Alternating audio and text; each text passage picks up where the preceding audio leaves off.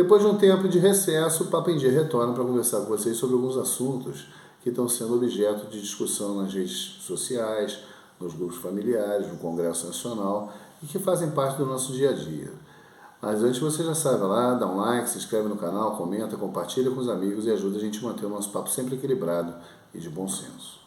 Bom, o Papo em Dia vai conversar com vocês hoje sobre voto impresso, que já foi votado no Congresso Nacional, mas que a gente vai dar nossa opinião sobre o assunto. A gente vai falar sobre receita primária do governo nesse primeiro semestre de 2021. Vamos falar também sobre um pouquinho de inflação e vamos terminar falando sobre Roberto Jefferson, o ex-deputado, um político de lembrança triste desde que surge com maior força no governo Collor e que foi preso ontem por ordem do ministro Alexandre de Moraes do Supremo Tribunal Federal, para a alegria de muitos e tristeza de ninguém. Vamos começar falando pelo voto impresso. Primeiro, eu queria dizer do voto impresso o seguinte, que é impossível a tecnologia ela ser ignorada. É impossível que nós, vivendo no período maior, o período histórico que nós conhecemos ou viremos a conhecer como o início da informática como predominante no nosso mundo, ela não ter a relevância que alguns querem que não tenha. Alguns querem que a gente volte à Idade da Pedra, o que é, por si só, um pensamento tolo. Vejam bem, nós fazemos as nossas declarações de imposto de renda online, nós fazemos pagamentos por aplicativos, nós conversamos todos os dias por WhatsApp, nós falamos no Facebook, nós interagimos através do Twitter. E agora, me parece que tem algumas pessoas que, baseadas num pretexto de lisura e honestidade, quererem que a gente esqueça que tudo isso que nós vivemos não existe.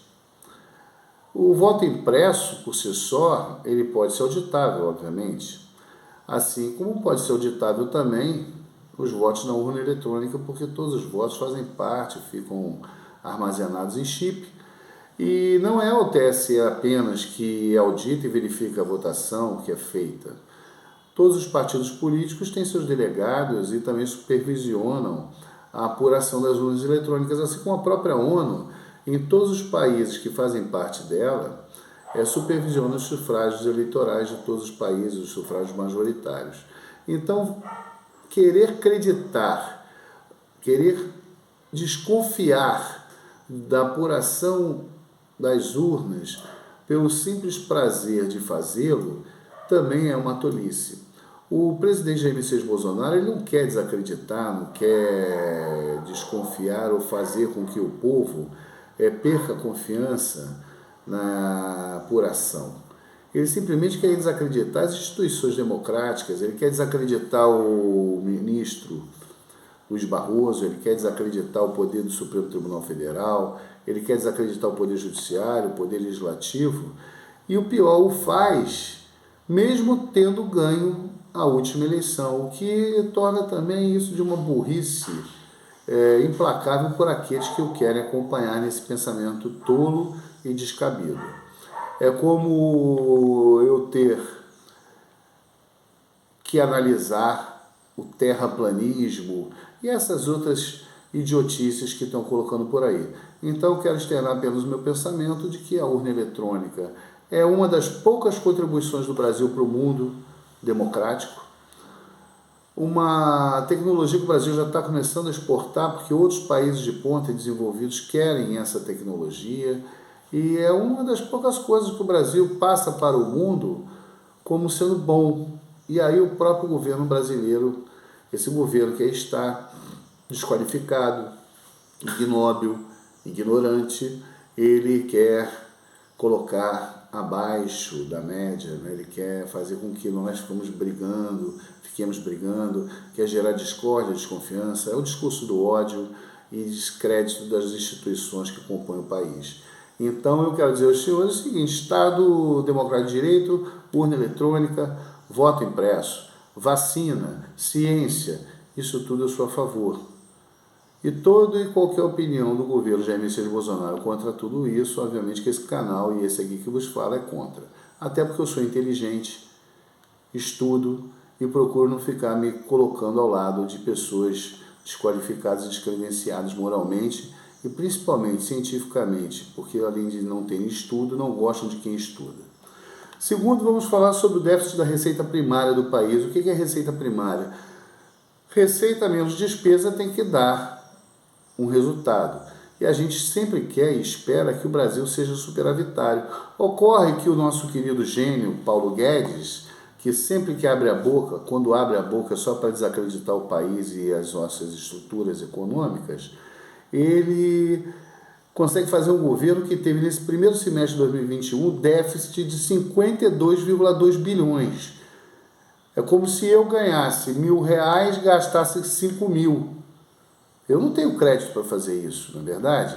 Mas o Brasil tem, gasta suas reservas, gasta sua credibilidade e faz um governo patético.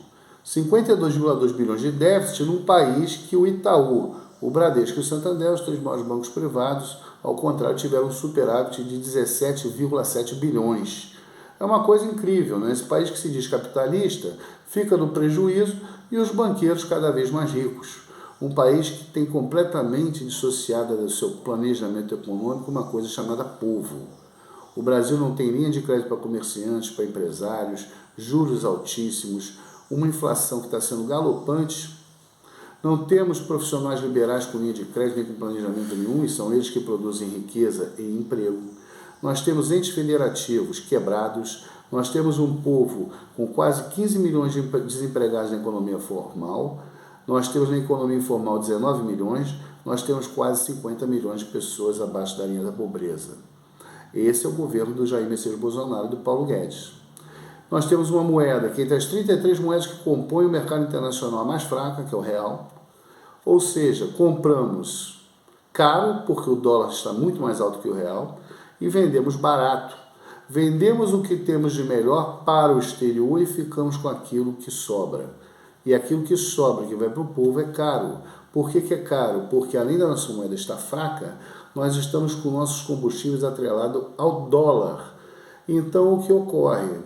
Toda vez que aumenta o barril do petróleo e aumenta em dólar, aumenta o nosso custo de vida, a gasolina. Aumentou a gasolina, o diesel e o combustível, em geral, aumenta o frete. Aumentou o frete, aumenta o preço dos produtos nos supermercados. E os senhores estão discutindo voto impresso. Se a terra é plana, se a terra é redonda, essas bobagens que tem por aí, enquanto que o custo de vida está muito alto e a inflação está aumentando. Nós estamos com o risco de voltar àquele Brasil do início dos anos 80 que entrou quase em moratório e quase ficou quebrado. E, em contraponto, por último, deixo aquele que é o menos importante, o ex-deputado Roberto Jefferson, uma pessoa cretina que se diz advogado, porque foi advogado de um programa chamado Povo na TV, quando não existia nem o SBT, era TVS ainda, o canal do Silvio Santos. Um programa medíocre, composto por pessoas medíocres, e o Roberto Jefferson era um advogadozinho que lá fez o seu nomezinho e aí conseguiu se eleger deputado no final do regime militar, início da redemocratização.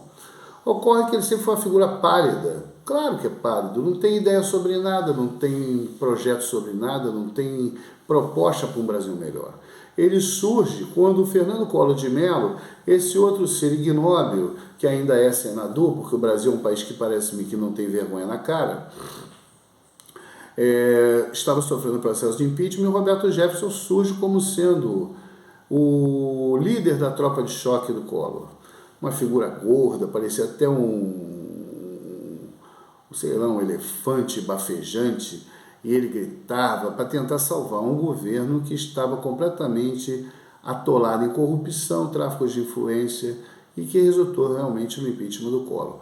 Passado esse período, ele fica no ostracismo na época do governo Fernando Henrique Cardoso e na época do governo Lula, no começo do governo Lula, ele volta como sendo o que ele é, um bandido, um cara que quase quebrou os Correios e que, além de tudo, é um alcaguete, porque foi ele que denunciou o Mensalão.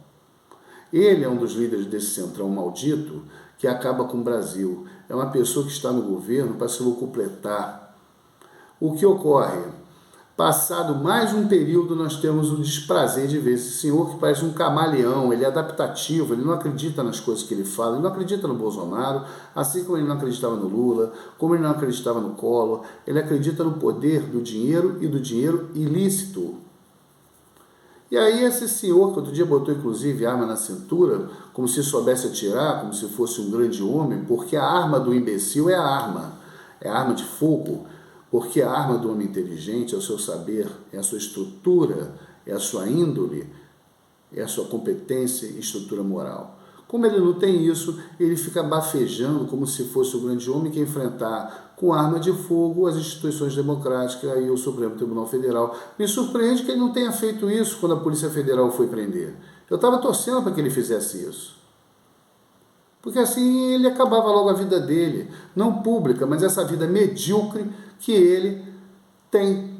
E que a filha dele, que é outra pulha, tal de Cristiane Brasil, que outro dia estava fazendo vídeo aí desmoralizada, ainda tentaram botar como ministro do Trabalho do governo Jair Messias Bolsonaro, graças a Deus o Bolsonaro teve ainda bom senso de não fazê-lo, fica aí defendendo o pobre pai como se ele fosse uma vítima, ao invés do pulha sem vergonha que ele é.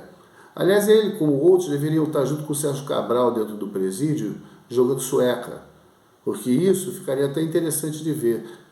Um bando de ladrão jogando baralho, para a gente ver quem ia ganhar ou se o baralho ia ser rasgado, não é verdade?